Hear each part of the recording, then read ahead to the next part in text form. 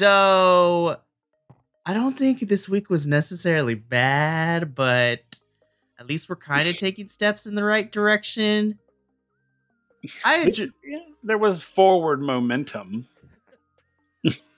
While also taking a couple of steps back with certain things, which we will talk about during this review. But hi, all you BC WrestlePod nerds out there. Welcome to another rendition of the Dynamic Dominance Trio Reviews, or DDT Reviews for short. Your weekly WWE NXT reviews.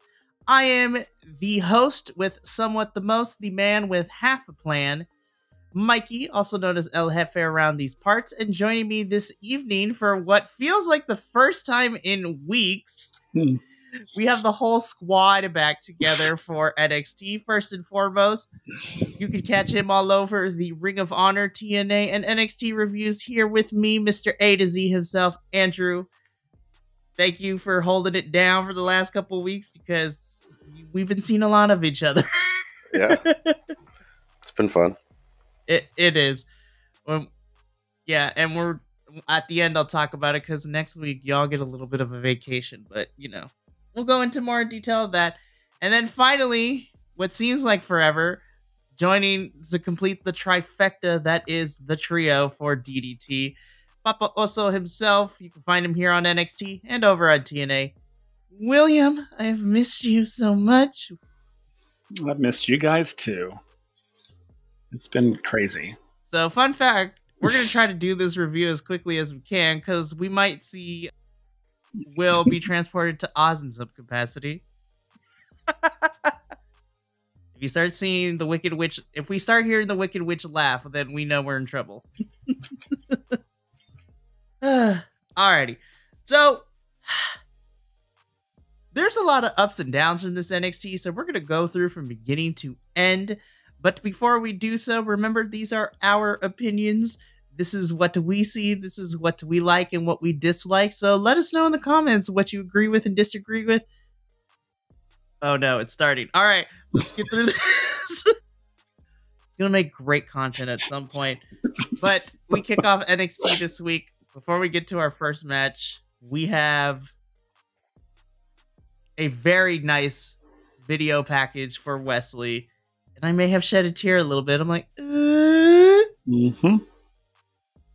I was like, this is how you do a return. Like, none of the other stuff that we see half the time. Which then leads into a very emotional Wesley walking through the backstage area with some of the NXT talent. And Wesley looking at the camera saying that he's missed this and that he's home before making his way down the ramp into the entranceway to make his entrance. For what is our opener for this week in NXT, Wesley versus, I guess, biker Josh Briggs. I don't know anymore. Like, I'm like, you are one studded leather jacket away from just me questioning a lot of things. it was kind of like Diesel Reborn. Mm-hmm. Jeez Louise. You know, I was like a concerned parent during this match because from the hype package, we were told and we saw the surgery scar of the 3 ruptured discs. So for anyone who has ruptured a disc knows how painful it can be. I can't even imagine nor fathom the amount of pain that Wesley was in with 3 of those things ruptured. And then I was watching this whole match and this man took 6 backbreakers throughout the course of this match. And every time he got hit with the backbreaker, I'm like, oh, no, stop it. No, don't do this. Was the match itself everything I wanted? Not necessarily, but honestly, I kind of don't care. For me personally, the more important thing is that Wes is back. And the fact that he not only came back 4 months prior, announcing that he had to go away to get the surgery, and then also learning this week, too, from Fightful and other news reports that retirement was almost a close possibility if everything did not go the way that Wes needed it to, which would have been very, very sad, and I would have cried a lot. But Wes is back. It was a back and forth, but ultimately our boy Wes wins his return match. So before we get into what happened afterwards, gentlemen, how did we feel about, well, the promo in the beginning and the match itself? Well, I was excited that Wesley was back. I'm sorry. That was exciting. We've been waiting for it, and of course, I think he's back a little earlier than they thought, right? Because didn't they say he was probably going to be out for like almost 2 years?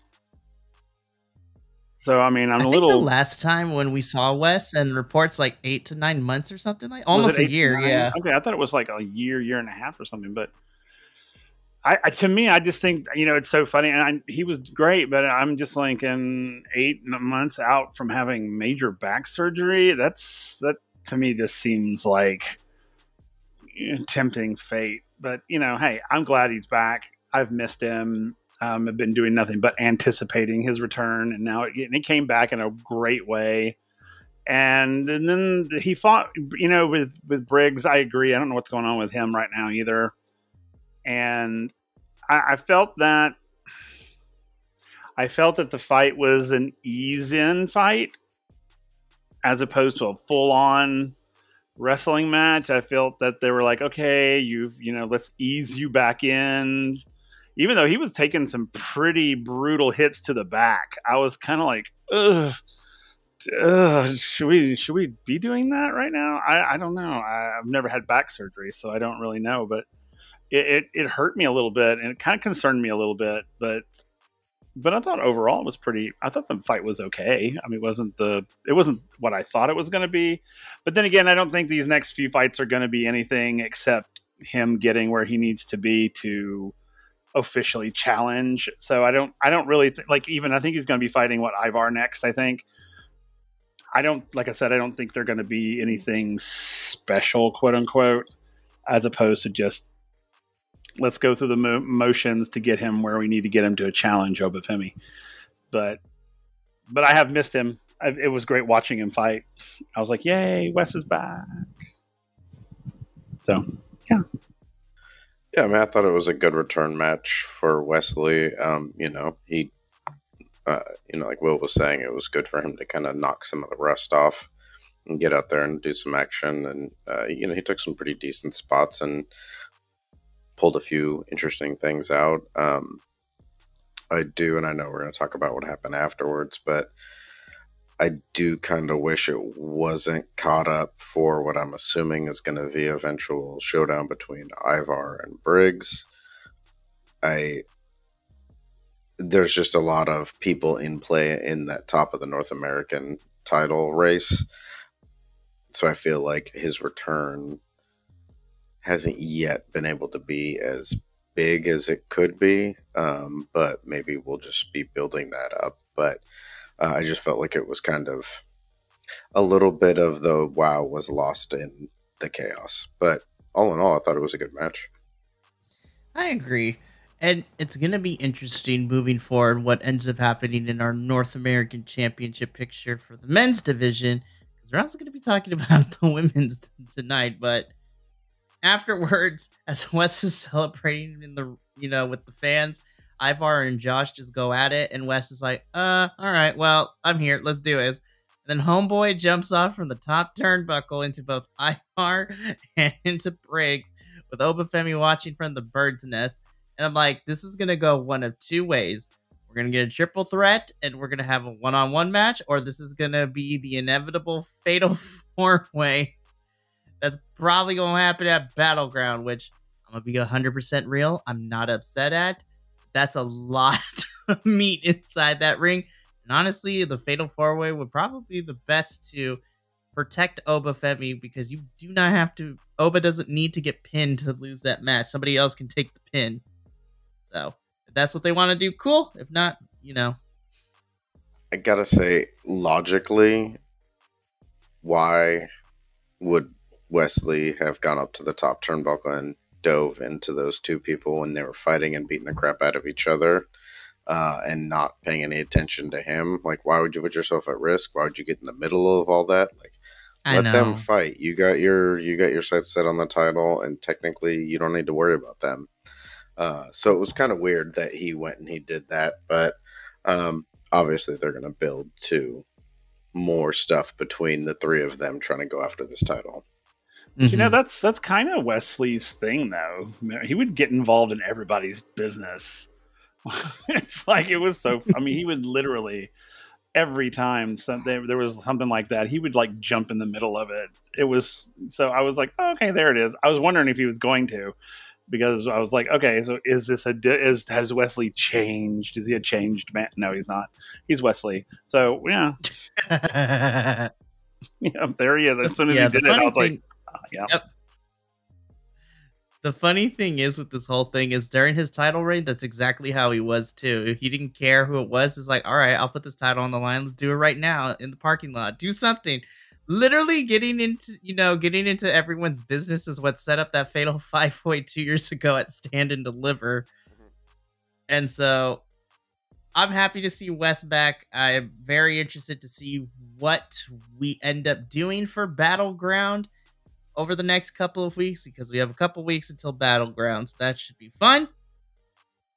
From here, we get into, well, first we get a Shayna Basler entrance. Then we get a tag team championship segment in the backstage area that has our boys of Tyreek and Tyson with Axiom and Nathan. No quarter catch crew interrupt. And kind of clown our boys of TNT, which sets up their match later in the evening.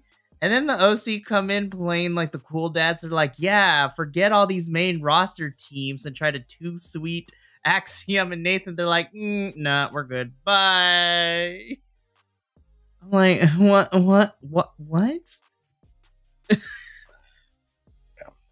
Yeah. The OC are like, yeah. Sorry. I was going to say the OC are reminding me of the Steve Buscemi meme. It's just like, yeah, kids, I do skateboard. Like, that's exactly it. It's funny. I was thinking about Battleground and thinking about how the title challenges are going to kind of line up. The tag team division, I have no idea what we're doing with them. I don't know if we're trying to build Tyreek and Tyson up to possibly be considered. I don't know if we're going to just see the OC, kind of worm their way into a title shot, but it's kind of, the tag team division right now is kind of sitting in an interesting kind of place right now.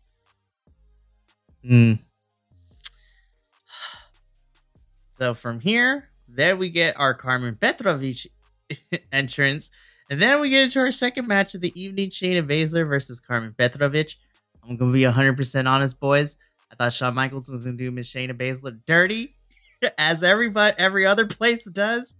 But thankfully, Shayna Basler picked up the win here.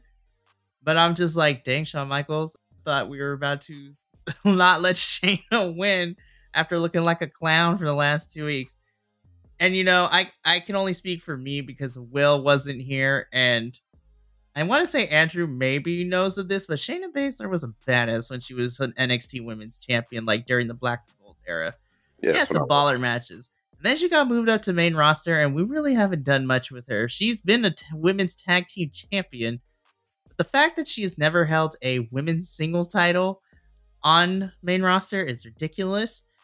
And, people keep sleeping on her, and that is why I'm upset the fact that they don't want to push Shayna and do anything, because all you got to do is just go watch Bloodsport, watch her match against Masha Slamovich. Like, we know Shayna can go.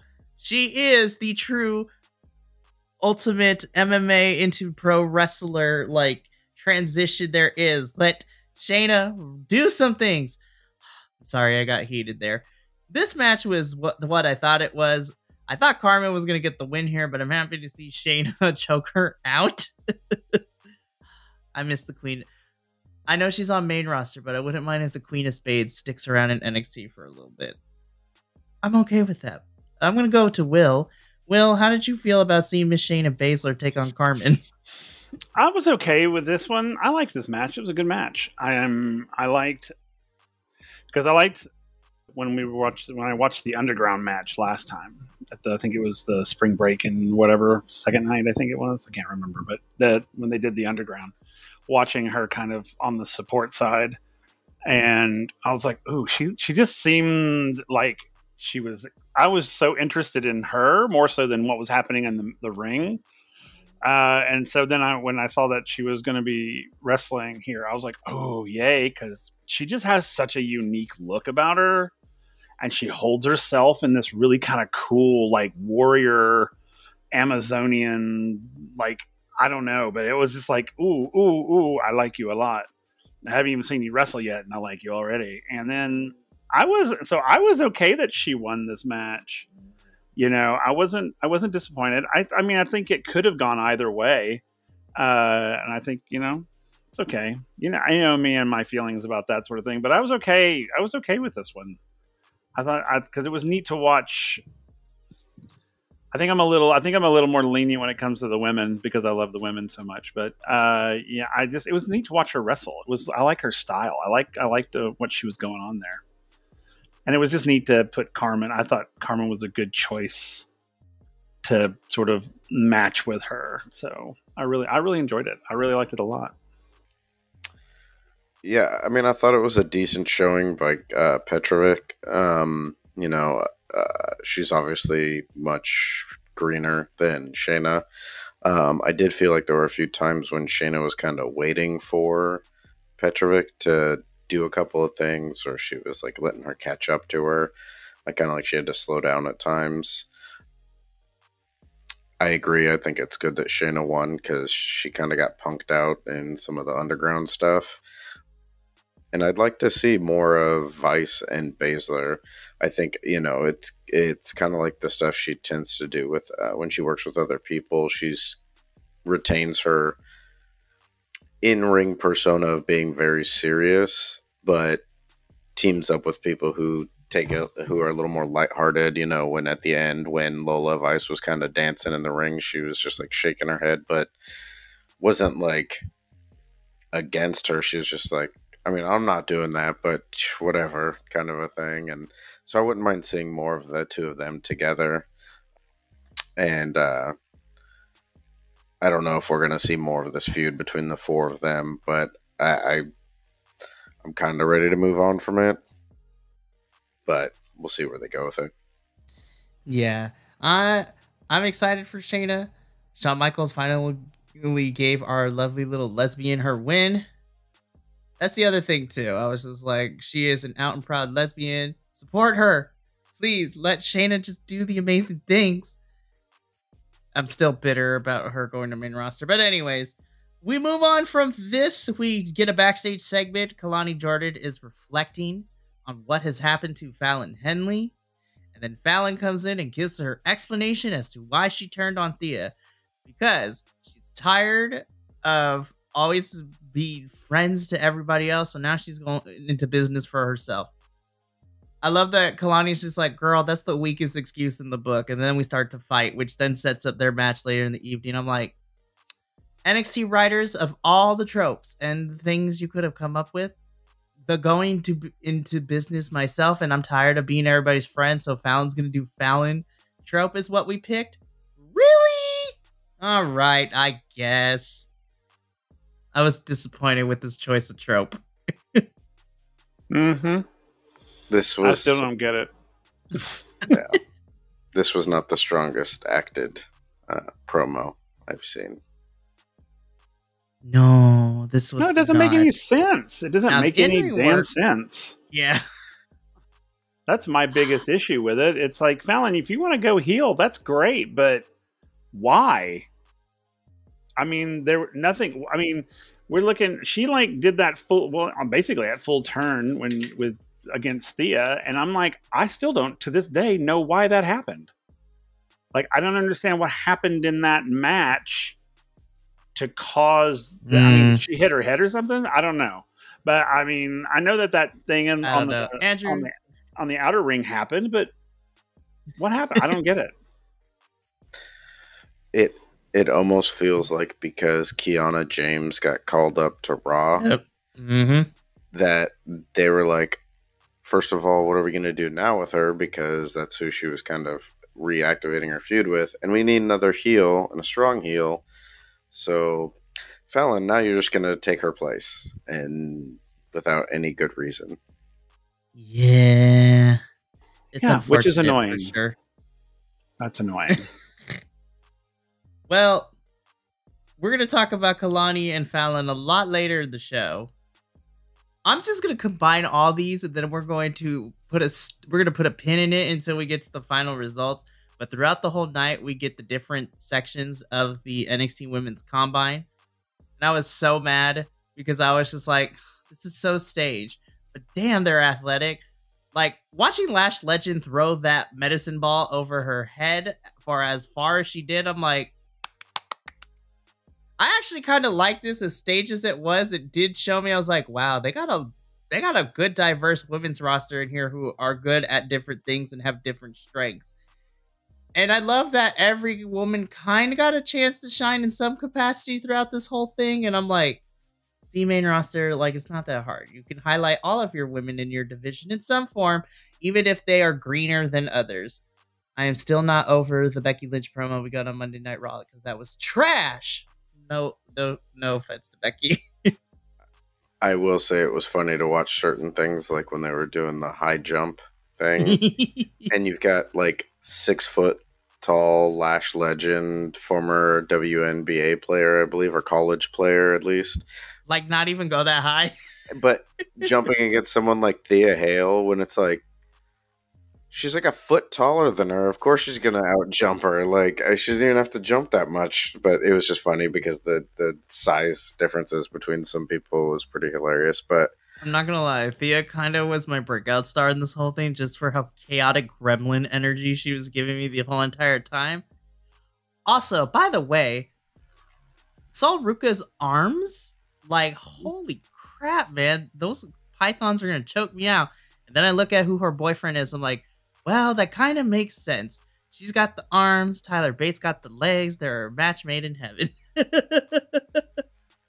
It was fun idea for how to like get this tournament started in an interesting way, and they brought up the fact that like they've done this before in NXT, the Combine and all that kind of stuff. So it was interesting. I was wondering how they were going to do it to lead into all of this. Yeah. So I hope they keep doing well with the tournament too. So we're going to put a pin in that. And we're going to talk about our final 12 making it to the tournament a little bit later in the show. So from here, we get into our tag team match, which was also very bizarre. So this is Team TNT, Tyson DuPont and Tyreek Igwe, taking on No Quarter Catch Crew. Also, as a side tangent before I rip this to shreds, shout out to Miles Bourne, as we learned yesterday through Wrestle Talk News that Miles is a deaf wrestler, so he's deaf. I was like, wow. I was like, now I want to support him. You can't tell me this, news outlets, and he's stuck in the No Quarter Catch Crew because I don't like them as a unit. But now that I know this, I was like, I want to root for him and see him do successful things. Get him out of this faction. But that's as nice as I'm going to be, because I'm going to be honest, like, this was so heavy-handedly shenanigans because we didn't even get this match to start because the ref was incapacitated. So we get, Stacks being our guest referee. And as soon as that was announced, I was like, oh, I know where this is going. And not even 3.5 minutes in, Stacks does the fast count after punching No Quarter Catch Crew to allow Team TNT to pick up the win here. So, good on Team TNT because they got a win, and now they're balanced out after they lost to the OC in their debut match.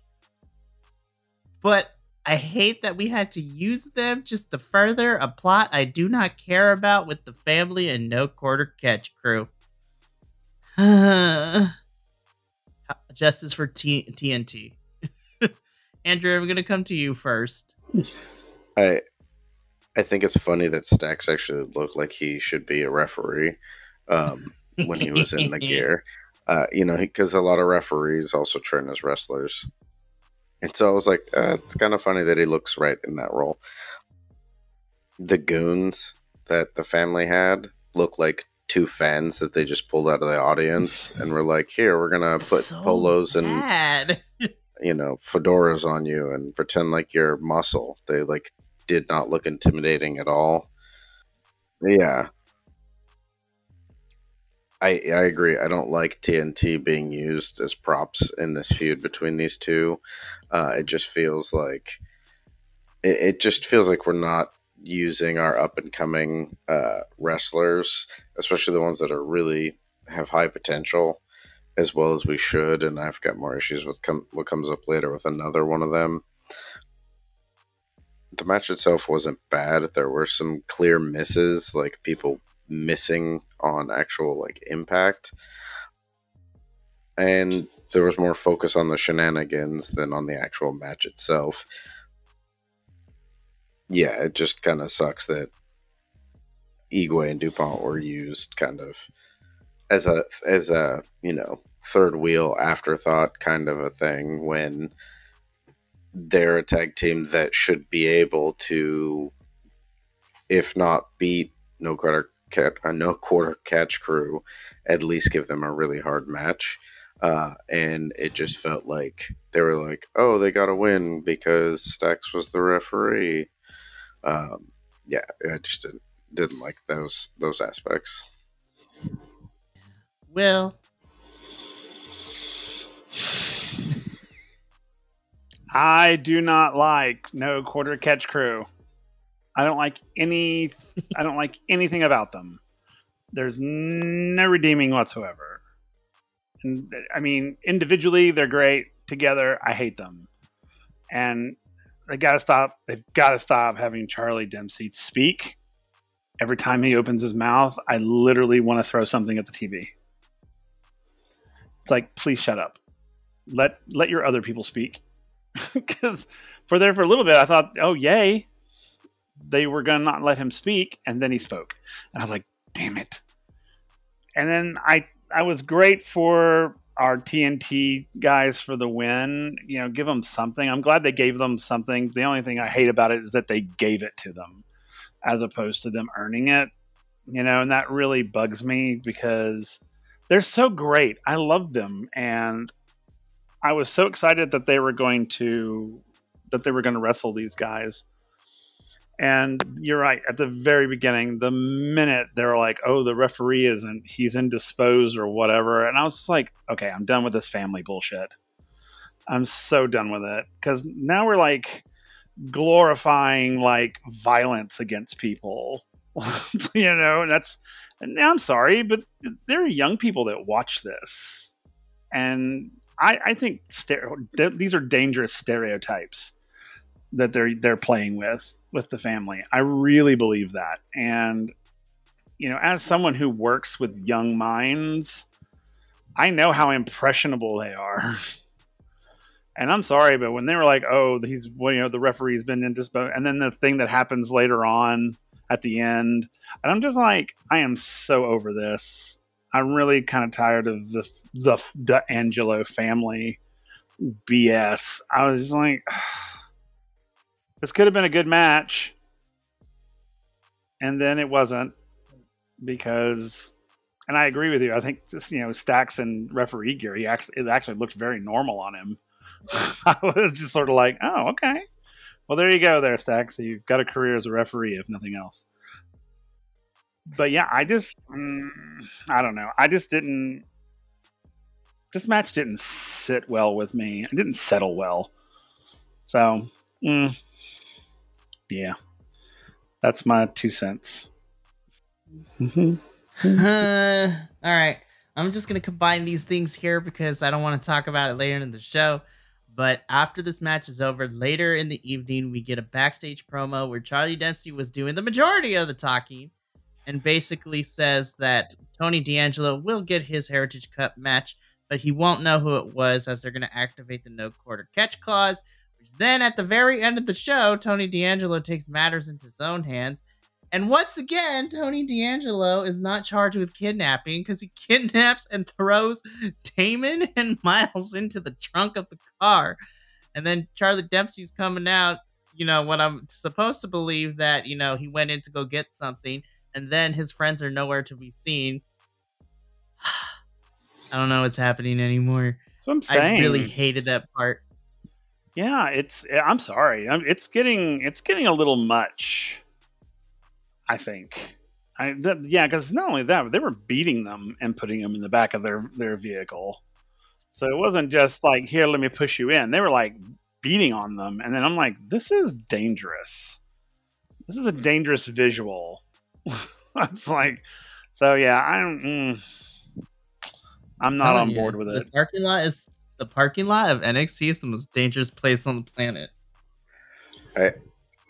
I will say something that made me laugh about that segment was Charlie Dempsey coming out afterwards and like looking around for his friends, like they were going to meet him out there. And I appreciate the fact that there's a difference of the Heritage Cup championship being like a trophy cup versus being like a belt. But it looks kind of silly when someone's just walking around carrying this giant right? trophy, and he was just like holding it out. Like, it was very, like you were saying earlier, like it's the John Travolta, Oh yeah. It's but he's like just like me. He's just holding the giant cup, like, guys, where'd you go? So yeah, that just made me kind of laugh at that segment. Yeah, next week we're getting this Heritage Cup match. I swear Tony D'Angelo does not win this thing, I'm going to be very upset. I'm like, why are we doing this? I was surprised that it's going to happen. I thought they would have stretched this out until Battlegrounds, but hopefully if he can win it, we can actually, like, move on and maybe get some more people fighting for it and stop having the family and the catch crew against each other. I would love that more than anything. I agree. I wish they would like make the Heritage Cup a freaking like competition again. It was really exciting when we were doing the Heritage Cup matches. I was like, that is so great. Why are we not doing that anymore? I don't understand, because now they just carry the damn thing around with them everywhere they go, and I'm just like, can someone take that? I don't know. I want they need to bring those back. They seriously need to bring those back. They were fun. I'm telling you, man, it was a mistake to take that cup off of Noam Dar, but here we are up to this point. So then we get into one of the few favorite backstage segments of me tonight. This was a combination I did not know I wanted, but we had Chelsea Green, Ariana Grace, Gigi Dolan in the middle. I need Chelsea and Ariana to just be a thing forever, because I'm a huge fan of Chelsea Green. Also, shout out to Chelsea for being an ally, because she's fantastic and she don't care. But this was so stupid. I loved it so much because Chelsea and Ariana were just like ribbing each other and just like the whole thing, and Gigi's just in the middle, like the uncomfortable child who's watching their parents make out. I was like, I don't like this. But basically, Chelsea states that she is going to win this NXT championship, and Ariana Grace is going to go deal with the Michin problem. And as both of them leave, Gigi just is like, ugh, I need to get out of here, and just leaves. This was short. This was sweet. This was one of my favorite backstage segments. I need Chelsea and Ariana to, interact on multiple occasions. Yeah, it was a fun one. They're two good personalities to put together for sure. Yep. Agreed. Absolutely love agree. It. So then we get into another women's match this evening. Ariana Grace versus Michin. Look, I'm a big Mia Yim fan. I really, really am. Mrs. Keith Lee is killing it in the ring. I love her ring gear. Still giving me her shades of when she was in Impact 2 years ago. And I gotta say, I kind of really dug this match. And for as short as it was, I think I kind of put this as my match of the night, because I think this is the most aggressive I have seen Ariana since, we've seen her in this iteration of the character. Because I was like, there we go. There's the Santino blood that I know is coming out of there at some point. But I really enjoyed this match, even for how short it was. Ariana did great. And look, I'm I'm biased because I love Mia Yim. I really, really do. And this was only a taste of what she can do. So, spoiler alert, with her being in the top 12 for this tournament, I'm excited to see more of Mia, go see how far she could go. Man, I hope she's in that ladder match. Sorry, I have other hosts here. Otherwise, I can gush about Mia the whole entire time. Andrew, as short as it was, what did you think of Ariana versus Mia, or Michin as she's going by in WWE? I thought this was the best that I've seen Ariana look. You know, it was... I think obviously she was working with someone who has a lot of experience. It was fun to see Michin in action again. You know, it's been a while since I've actually seen her wrestle, only watching NXT. You know, I remember when she came over into NXT the first time, and she was working her way up. She was always one of those just really entertaining performers. I thought it was a really solid worked match. I thought it was a mostly fun match. It wasn't, for me, it wasn't the most exciting match for me. I think the main event ended up being my match of the night. But I thought this was a good pairing, and I feel like we're going to get more of these two down the line as we kind of build towards that North American title. Nice. Will, your first introduction to Mia, what did you think of her match against Ariana? I liked it. This was almost my match of the night. This was probably my number 2 match, but because the main event was my number 1. But I really liked her, and I don't know anything about her. What is her thing? If you can give it to me in a short thing, like she's the HIBC. I mean, just her in general. I don't know her. Sorry. So, okay, to give the Reader Digest version, as a friend of mine says, of Mia Yim. So, first and foremost, this doesn't really have to do with her wrestling ability, but I love them as a couple. Mia Yim is married to AEW wrestler Keith Lee. They're an awesome, nerdy couple. They cosplay, but Mia's whole gimmick, at least from both NXT, main roster WWE, and even Impact and TNA, has kind of relatively been the same. She is the HBIC, as Andrew puts it. She draws inspiration for her characters from her real life culture, you know, being of Korean descent. I'm going to send you a video of her Impact entrance from not even a year and a half ago, but she's very like, if you took a Harajuku doll and put it into a wrestler format, that is basically Mia Yim. Very into her roots of being Korean, incorporating it into that street style as we saw in her wrestling gear. And she can wrestle really well. She will beat the bricks off you, and she'll break a nose in the process if need be. She's not afraid to get down and dirty. Okay. Well, I mean, I got that for sure.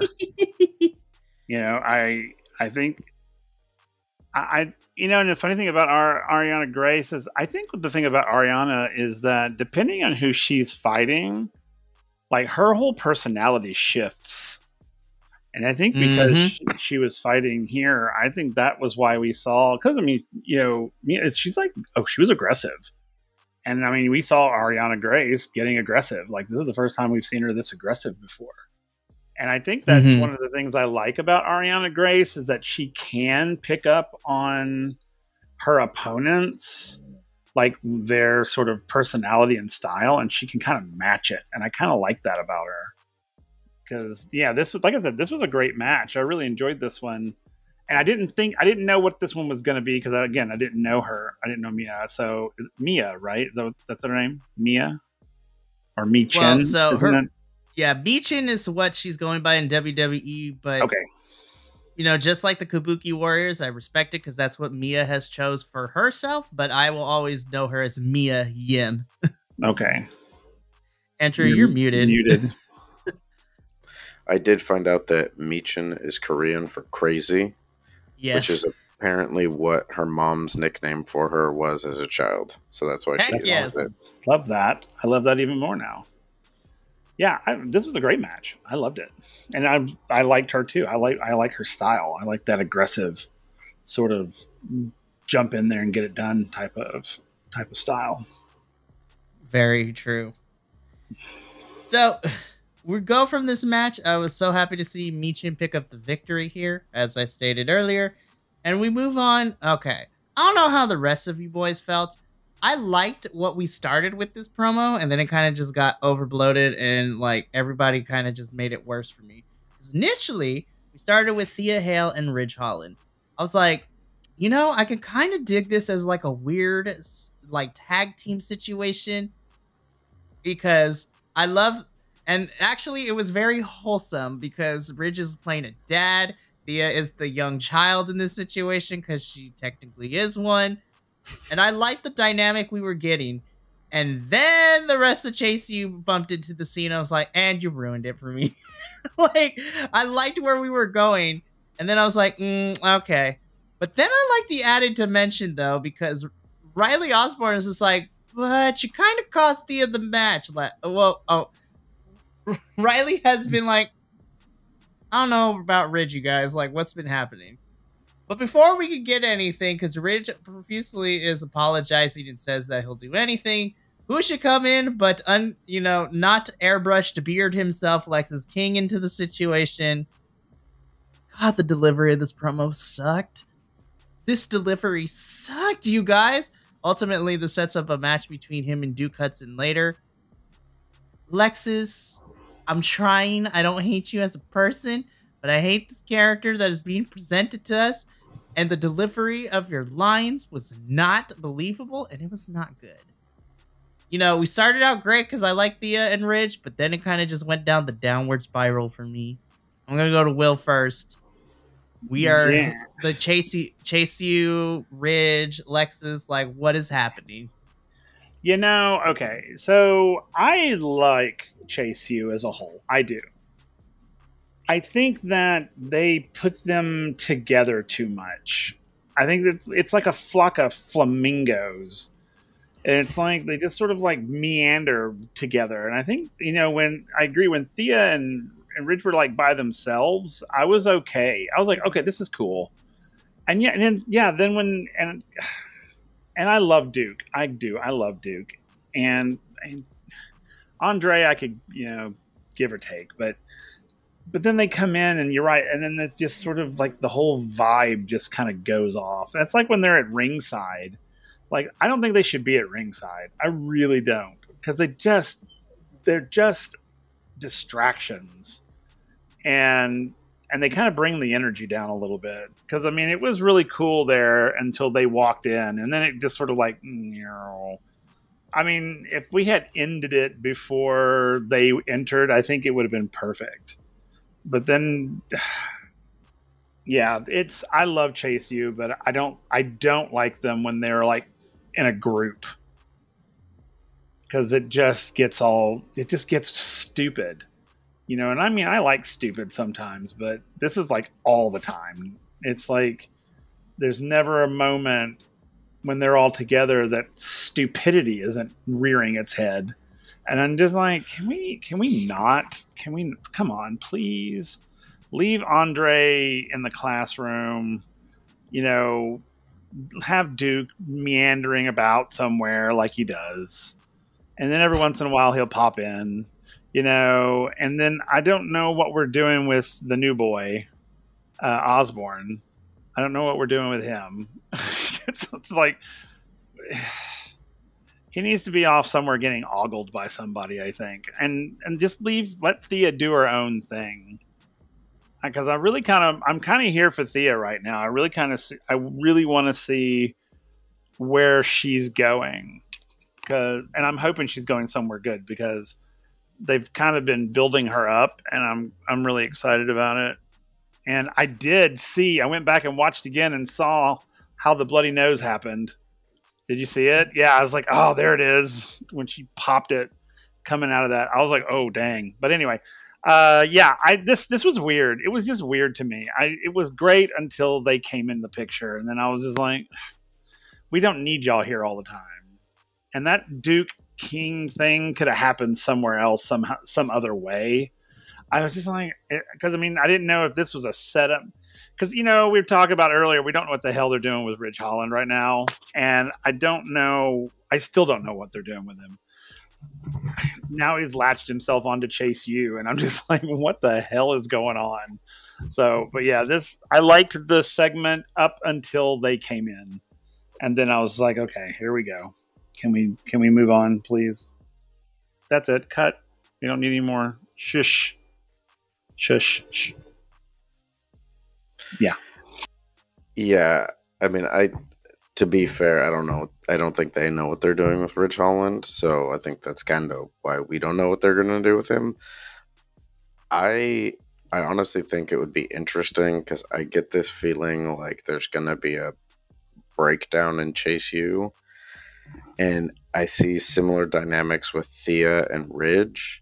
Both of these people are trying to be kind, friendly people, but have this like anger and craziness that they're kind of trying to like hold down. I wouldn't mind seeing them as like a duo working together to where they just like go full into it. You know, Ridge just turns into this beater. Thea's just this mad woman. You know, it's like the father-daughter surrogate kind of thing, and like they're just this crazy team, whether it's with Sean Spears or whatever they're doing with all that stuff, but just see them as this like nobody wants to mess with them because you've got crazy Thea Hale and her, you know, mountain of a dad figure that's just like right behind her, and like either one of them might beat the crap out of you. That would be interesting for me to see them go that direction with both of them. But yeah, I mean, I've been upfront about I am not a fan of Chase U and most of the stuff that they've done since I've started watching NXT again. It just feels a little long in the tooth and a little forced, and most of the stuff just comes across as insincere at best and overly saturated, you know, most of the time. And Lexus King just seemed like an odd way to, you know, odd person. Yeah. Super awkward. I think, you know, if we want to continue to explore Ridge and Thea's like friendship or whatever, the best way I can describe it is that if Ridge becomes like Thea's like Saint Bernard attack dog, because Ridge is a huge man and Thea is a itty bitty tiny girl. So, have you seen the movie Kick-Ass? Yep, there we go. Yep. The dad and daughter from that, yeah. Heck yes. That'd be so good. So, we're not going to be done talking about Chase U and Ridge because we're going to talk about them later in the evening. So, okay, strap in, kids, because this next section was really weird. We had Supernova sessions with Noam Dar. Okay. I don't know if it was scripted or it was just Trick being Trick, but this man killed me with the one-liners. Like, literally, he said what I was thinking. Trick ain't the daddy. It's like, we know, look, we have been told and we have seen and we know that Trick and Lash are a real couple in real life. And, you know, when they put real couples on screen together, it is either going to be a hit or it's going to be a miss. For me personally, the jury is still out on this one, but this was just an awkward segment.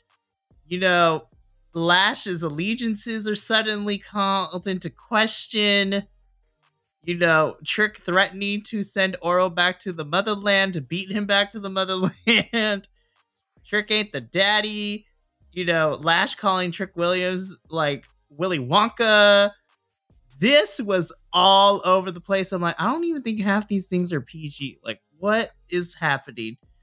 And all this was to set up is that in the stupid envelope, I thought it was going to be something crazy. It was just a picture that got put onto the television that we saw, that when Trick faced Noam Dar, that Noam's foot was under the rope. I'm like, wasn't this like 4 or 5 weeks ago this match happened? Like, this was before Stand and Deliver. That was a while ago.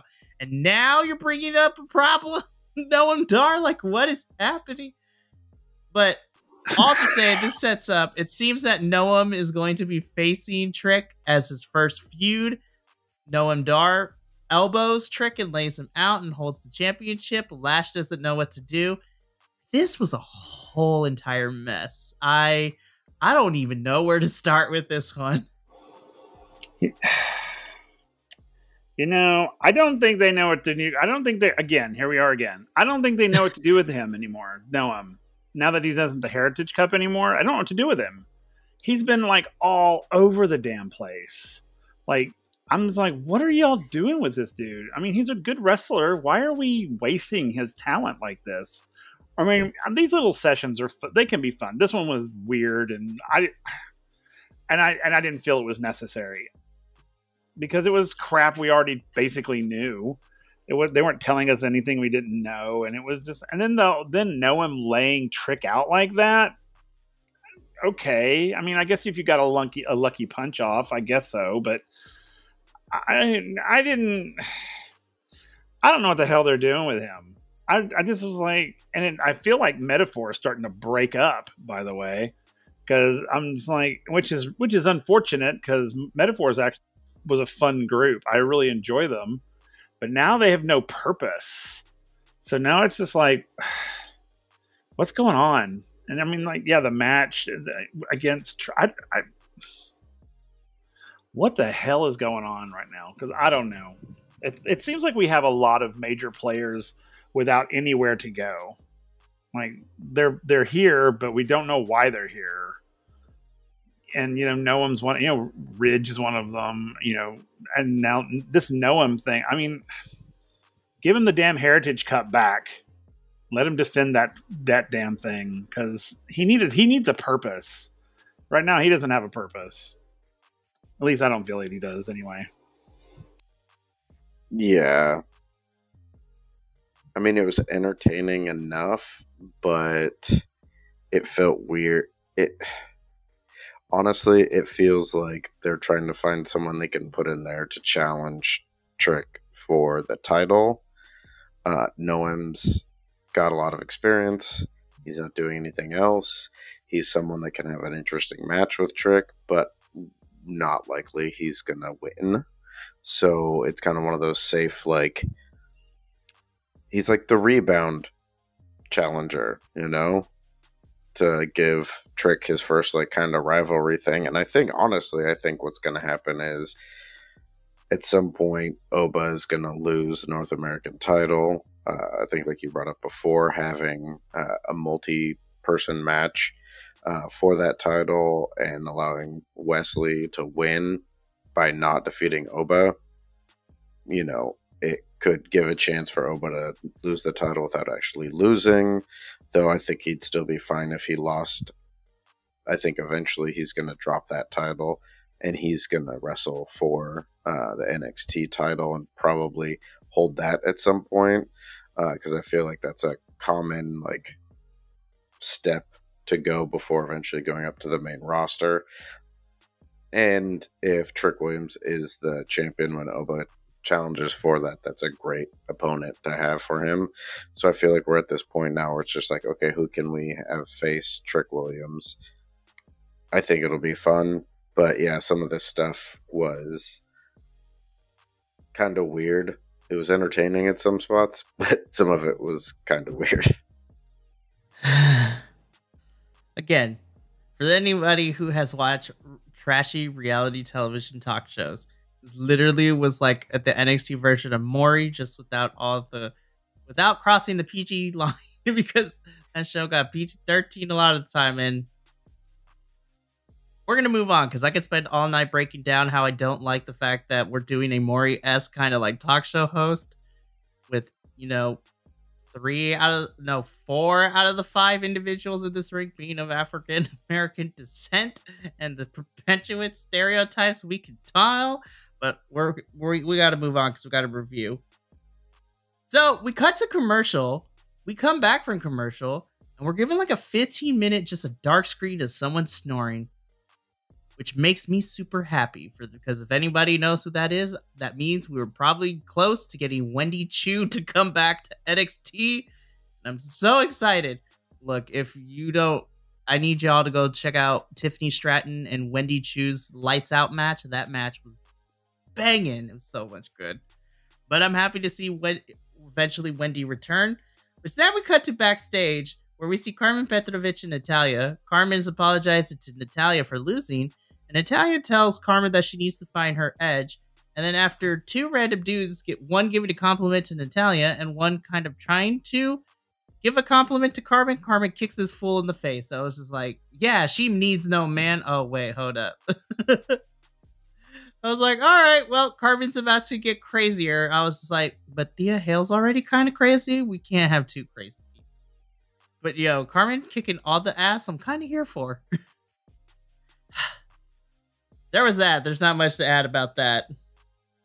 Okay, let's get into this next match because I have thoughts and opinions. Kelani Jordan versus Fallon Henley. I will admit, I thought this match was going to be baller, and it kind of was for like the first half. Then we got to the end of the match, and I'm like, fine. No. Yeah. Go ahead, Andrew. I thought it was a decent match. Like, it had a good amount of time, it felt like. But it felt like it needed to be tightened up in the time that it had. Because there were times when I was just like, okay, cool, it's gonna... Nope. Alright, nope. And either... I hate saying that a women's match needs less time, but it either needed less time or more variety and tightness in the time that they had, because it felt like it was kind of getting redundant or slow at certain times. And her change has been very sudden, and it seems kind of weak reasoning. But I will say that Fallon Henley could make a really good heel.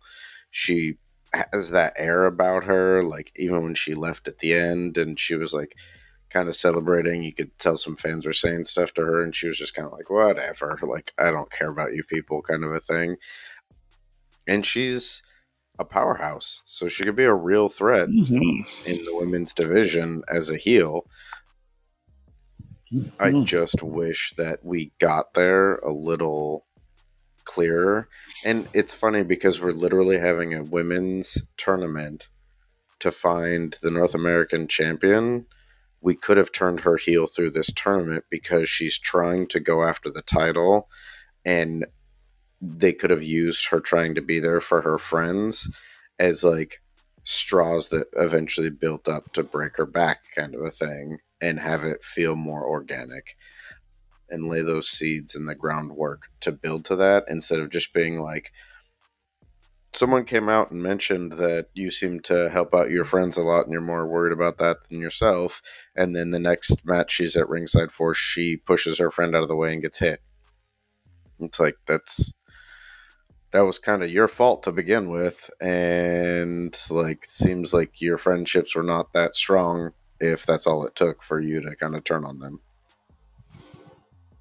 Will, your thoughts on Fallon and Kelani, if you have any? I mean, I feel the same way, the exact same way. You know, I agree. I think Fallon can make a hell of a heel because I like her. I like her a lot, and she can carry it. She's already carrying it well. I just don't know. It was the journey getting here that didn't make any sense, as we've been saying over and over again. It just didn't make any sense. But Fallon as a heel, absolutely. She's got the attitude. She can back it up with the experience. I mean, she's got it. I mean, when she was, this whole time when she was doing her thing, I was like, yeah, she's a total badass. You know, she's walking out like, see, I told you, it's all about me now.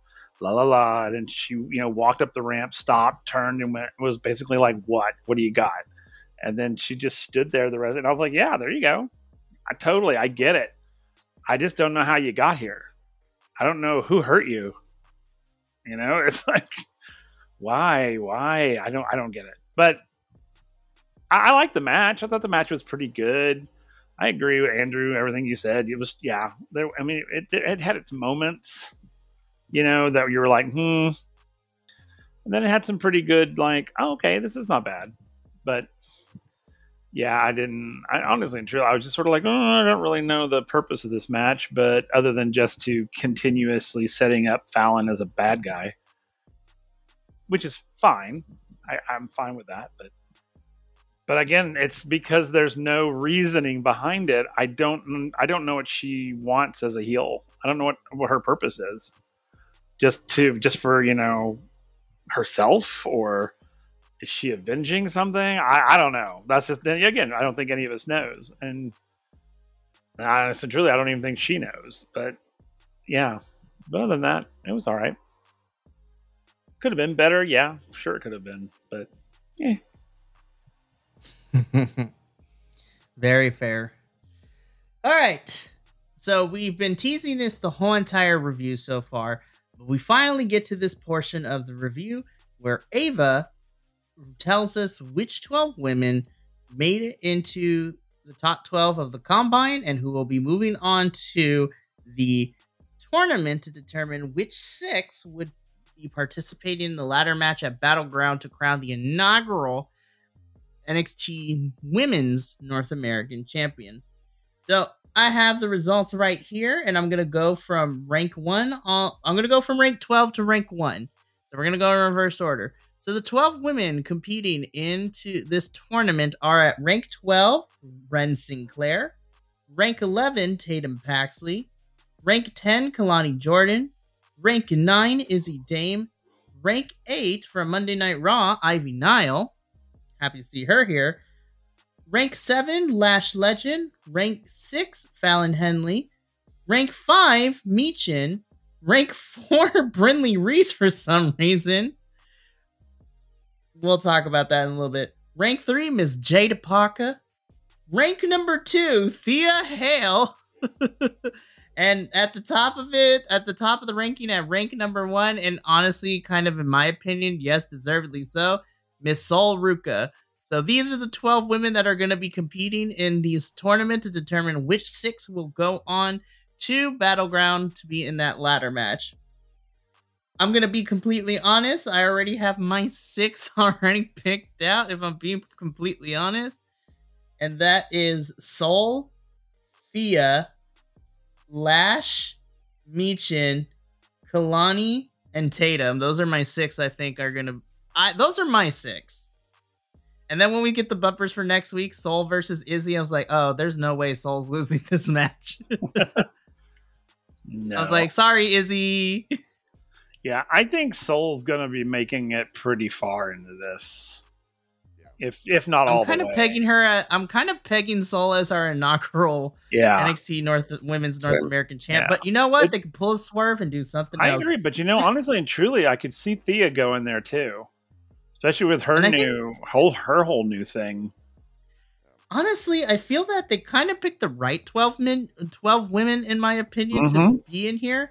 And look, we've talked about main roster folks coming on over, but honestly, I'm kind of happy to see Michin in the mix because she's not really being utilized a lot on SmackDown. And I'm kind of happy to see Ivy come back to NXT for a little bit, because the Creeds and her haven't really been doing much on Raw recently either. So I think having Ivy in here would be fantastic. And it seems that NXT is going into the direction where now, since it's being treated like the third brand, we're probably going to see a lot more crossover with some main roster folks. But honestly, I love the 12 women that we have in this list. Go ahead. I was just going to say, I really like the people they've picked. I think they've got a good variety and a good variety of experience. I will say I liked all the promos they did for the Combine, but I feel like the announcement should have been done better of the 12, because it was just kind of like, oh, hey, between these things, here's just Ava's going to read a list. I think they could have made it more special. I think they could have at least had Ava come out to the ring and announce it, and at least show the images of each of the competitors that won with their ranking. Give us a nice infographic. Have them come out and kind of line up so we could see the 12 competitors that are going to be involved. Now, I know because some of them are on Raw and all the other stuff, they may not all have been there. But at least showing us the images of them, showing us where they ranked, giving us some stats or whatever they want to do, make it feel like it's got something more special to it, because they built up to that. And then it was kind of, I felt like that was the weakest part of the announcement to find out the 12. But yeah, the 12 that they're going to have in there are phenomenal. I think Thea obviously is a good choice too, but I think it feels like Sol Ruka has just been getting that push since she came back, and she's so phenomenally skilled. But there's some really good, strong women out there, and I think someone like Michin, even if she's not going to win, if she makes it to the ladder match, I think it will be really good because she can bring in some experience and be a good addition of someone who doesn't necessarily need to win that title. Mm-hmm. And I like when we have tournaments like this because kind of like we've seen in Ring of Honor, people that don't win the tournament to become the champion become some of the top contenders for that title. Mm-hmm. So we're already kind of building that division, which is great. Agreed. Yeah. I was going to say something. I don't remember what it was. Well, if you remember, just we'll pause and go back to it. I know what it was. Okay, go for it. I think, I agree with you. I think that they could have done something better with this. I mean, even if they had done like a really badass video promo, like a video package, highlighting each of them and some of their, their why they were ranked the way they were, and and then have one big group shot at the end, and or something.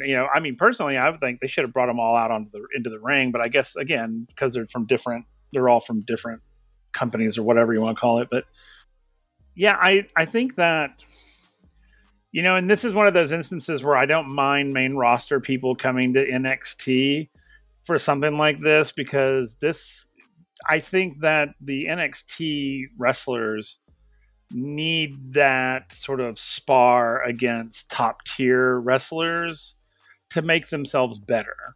And I think a competition like this is the perfect place to put them. It's when they bring, my big issue is when they bring in main rosters into like individual like fights, or title fights and things like that. That drives me crazy. But and like things like this, I think it's great. I think it's great that that there are main rosters on this list, because I think it's going to be a lesson. I think it's going to be a teaching moment, and I think a lot of folks are going to learn some good stuff. I was a little surprised that Lash was lower on that list. I thought she would have been closer to the top, just because of her athleticism, and she's just a powerhouse. But anyway, I agree. I honestly agree that I think this is a launching platform for Sol Ruka. I really think so. I think that I think she'll become the champion for this, and she'll hang on to this for, be the inaugural champion. And which I'm here for, absolutely, because I freaking love Sol Ruka. I think she's great.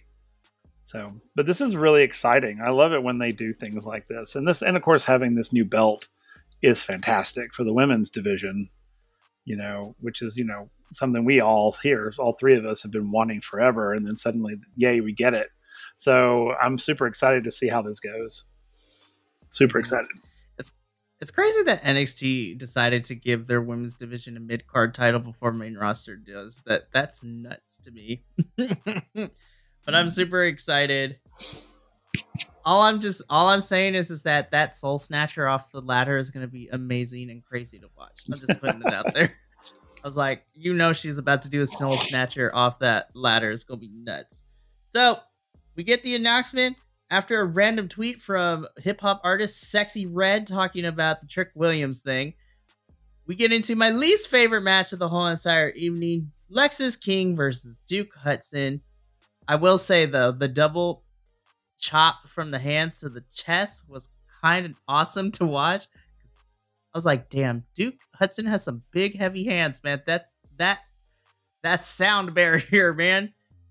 But that was the only cool part, because the rest of this was paint by numbers. And then, Lexis tries to escape. Ridge comes out with the chair, accidentally slides said chair into the ring.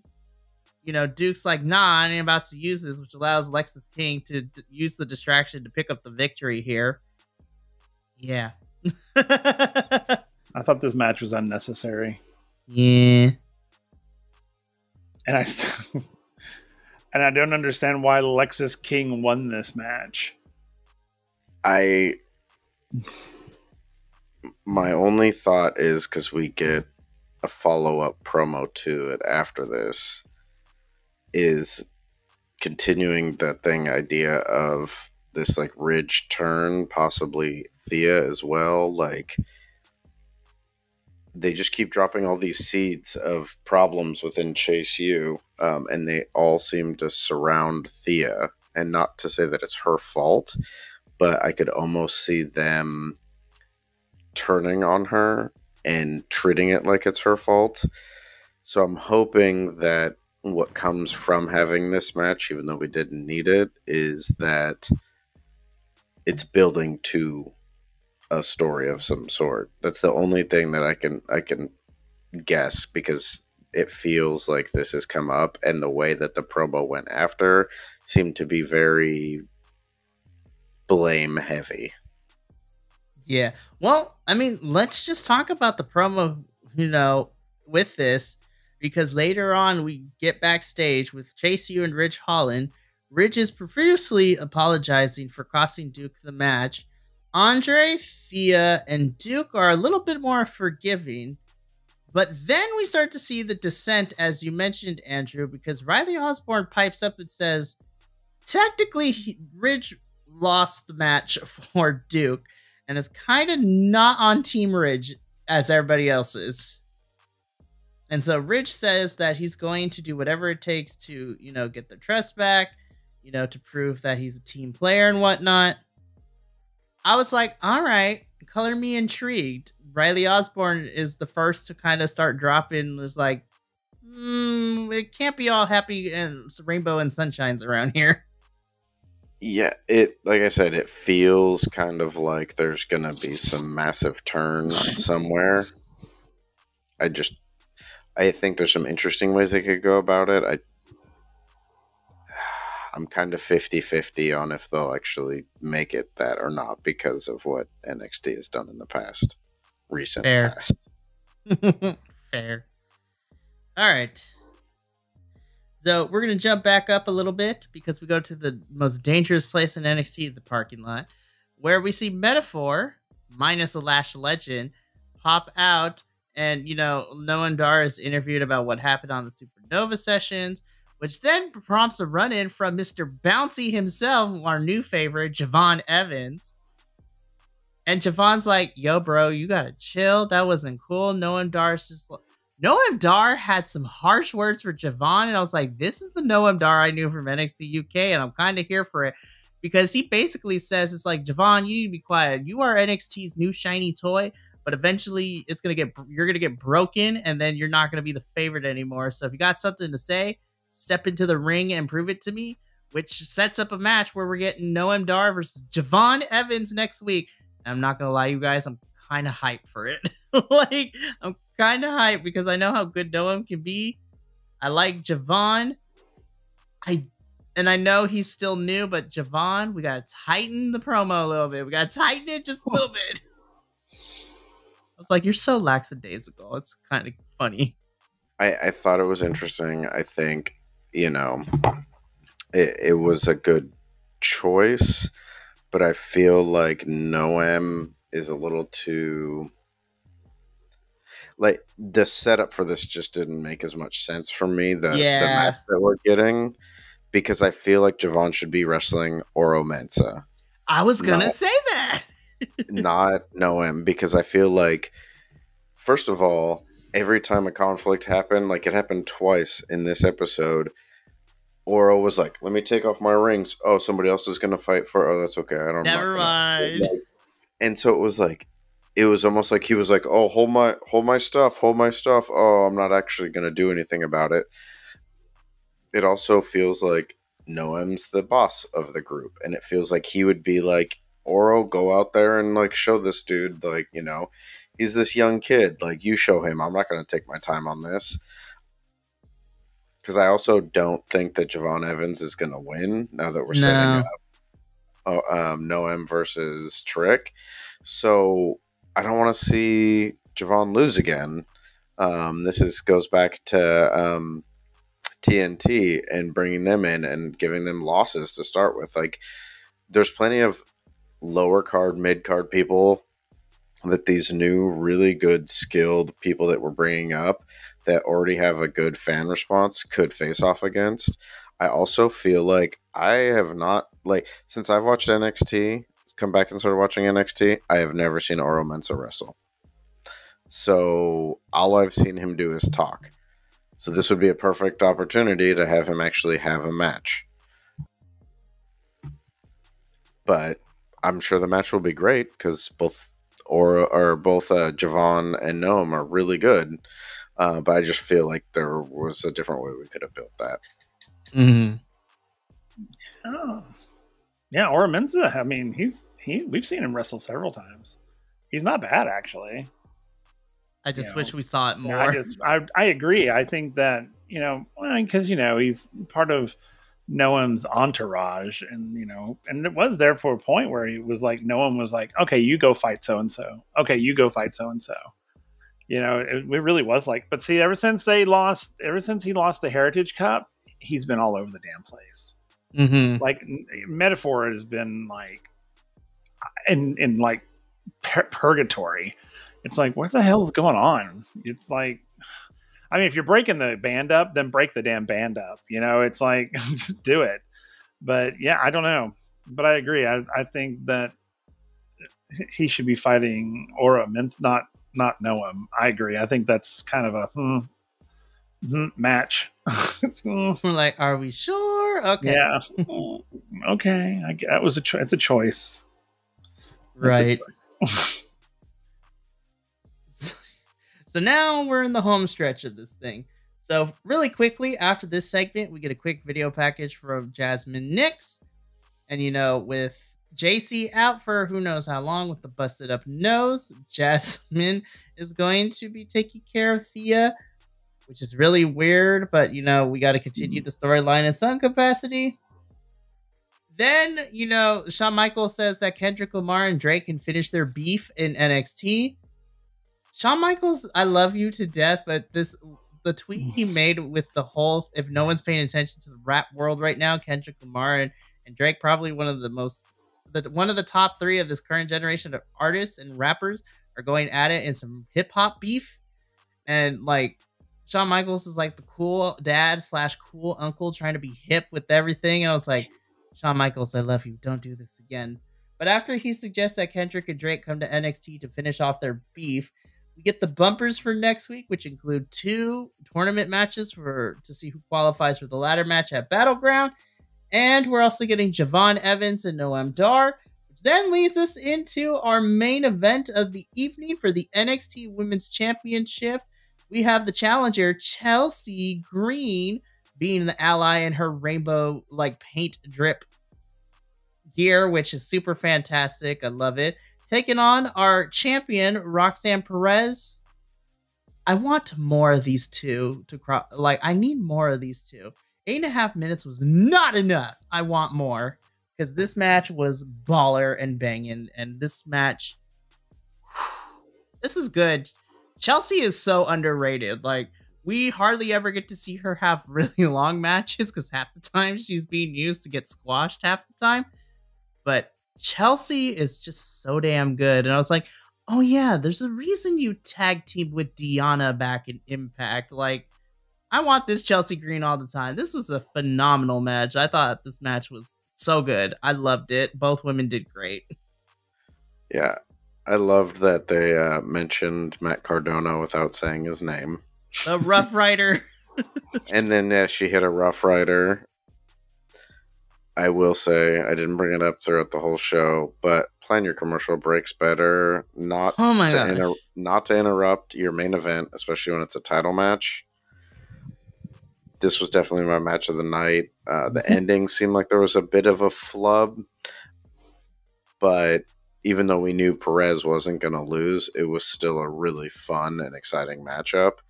And this is a good way to use what we'll call main roster talent in NXT, or crossover talent. And it was fun. Yeah. I mean, Chelsea just is a performer and she goes out there and she does really well. And I kind of liked Roxanne's little white streaks in her hair, too. Her little highlights. That was a nice little twist. I love the subtle change up. Mm-hmm. Whew. Yep. I agree with all that. Yeah. I do love the fact that Roxanne is shifting style-wise, like dress-wise, a little bit here and there, a little more here and there as every match she does, you'll notice there's something different about her. And I'm kind of liking that. Mm-hmm. I really kind of like that total. You can see her, not just you can see her like personality-wise, but you can see her like gear and look-wise is starting to shift 100% to the dark side, which I really enjoyed. But this was my match of the night too. I thought it was a pretty damn good match. I agree at the end. There was something happened there. It's like, ooh, okay, we got it. All right. Yeah, but commentary pointed it out too. Roxanne didn't get the full intensity of the pop rocks, but I agree with you. This was a phenomenal main event. I loved it. I want Chelsea to kind of stick around in NXT for a little bit longer, but who knows what we'll see from that. Which brings us to the end of the show, because we already talked about the family kidnapping Miles Bourne and Damon Kemp and putting them in the back of the trunk. So, boys, let's rate this NXT. I'm going to go first. Despite the ups and downs I had with this, I'm going to be completely honest, and this might be a little hurtful to say, but I will say that this episode was a little bit better than the 2 weeks of spring breaking that we got. And I think because spring breaking was also had to figure out how we're going to do these stories with the potential of a bunch of these superstars not being on NXT in the next couple of days or so due to the draft. Which, by the way, if y'all haven't seen it, I need y'all to go watch Ilya versus Ricochet, because that match was baller. And also, Lyra's match on Monday Night Raw, too, was fantastic. It was great. But I'm going to give this episode a solid 8 out of 10 for me. Despite my, disgruntled opinions about certain promo segments, I think overall pacing did a better job for me. But also, I agree with Andrew. We got to stop going to picture-in-picture in the matches that I care about. Because we went to picture-in-picture for Wes and Josh, and we went to picture-in-picture for our main event, too. I was like, you could have just spent that time doing something else. But, it's neither here nor there. We got to please the television executive overlords. And I get this a solid 8 out of 10. I enjoyed this. I don't care what nobody says. There was a lot of women's action. We're setting up a lot of women's storytelling, so I'm never going to be disappointed in that either. So 8 out of 10 for me. Will, what do you go next? Okay, I gave it an 8 as well. I thought it was pretty decent. I thought it was a pretty good episode. I thought it flowed well. I mean, yeah, it had its hiccups, but I thought this was far, and I'll agree with you. I think this one was far easier to watch than the other two spring breaking episodes. This one, I don't know. This one, it felt like, oh, we learned from our mistakes, and now we're kind of fixing all that. And so this episode kind of ran smoother, I felt, anyway. And I agreed. I thought, yeah, their placement of picture-in-picture makes no sense to me. But, I mean, can you really tell which matches are going to be the best matches of the night? I guess not really. I mean, you can kind of. I mean, the main roster, I mean, if you have your champion going up against, a challenger, you don't drop a picture-in-picture in there. And I agree with it was Wes's first match back. Don't drop it there. You drop it in, the Lexus King and Duke fight. That's where you put the freaking picture-in-picture. I was very surprised how little picture-in-picture we got with that match. Yeah, I was like, really? That's the one you picked? The whole match could have been fine. Yeah. It could have literally been picture-in-picture the whole time. I would much rather hear about, hemorrhoid medication. But yeah, I love the commercials. Yeah, exactly. I said about an 8 out of 10. I thought it was a pretty good episode. I really did. Well, considering last week I gave the second week of spring break-in a 5. I definitely ranked this one higher. I actually gave it a 7.5 out of 10, so it got a solid C from me. It was a fine weekly show. but there was nothing for me overly exciting or intriguing. The main event was really good. There were some other solid matches. There was less issues with commercial breaks other than a couple of spots. The promos, there were a couple that I could have lived without, but luckily they were really short. And it feels like we're kind of slowly building to Battleground. We're like laying that groundwork, but I feel like we're at the first couple of steps of running a marathon. You got to get that momentum going before you feel really good about it. So I'm hoping that as we take the next few steps, we're actually going to be picking up some speed and really laying the groundwork for what the next like segment of NXT is going to be like now that we've lost some of the people who were kind of the main faces or, you know, the main names in NXT. Because we've got some really good talent, especially in the women's division, but now we've got some good call-ups. So I'm really thinking that we're heading in the right direction, but we'll see. But yeah, this was a solid C show for me. Excellent.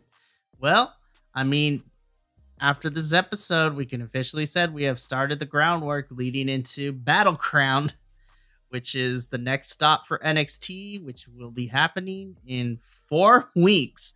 So we have 4 weeks worth of shows, which means we got 4 weeks until our next PLE and the big kickoff for the summer, because the summer's packed with pay-per-views. We gonna be some busy boys. But that is going to be it for us here at the DDT Reviews. Tune in next week as we review another exciting episode of NXT. And from myself, Andrew, and Will, as well as the rest of the BC WrestlePod boys, remember, take care of yourself, love one another, stay iconic, but more importantly than anything, you always deserve to finish your story. We'll catch you on the flip side, but until then, ta-ta for now. Thank you so much for tuning in to another Vibe Tribe production. What's going to happen next time? Well, you're going to have to tune in to find out. But until then, remember, take care of yourself, love one another, and as always, make sure that you keep the good times rolling. Thank you for being here, and we'll see you next time.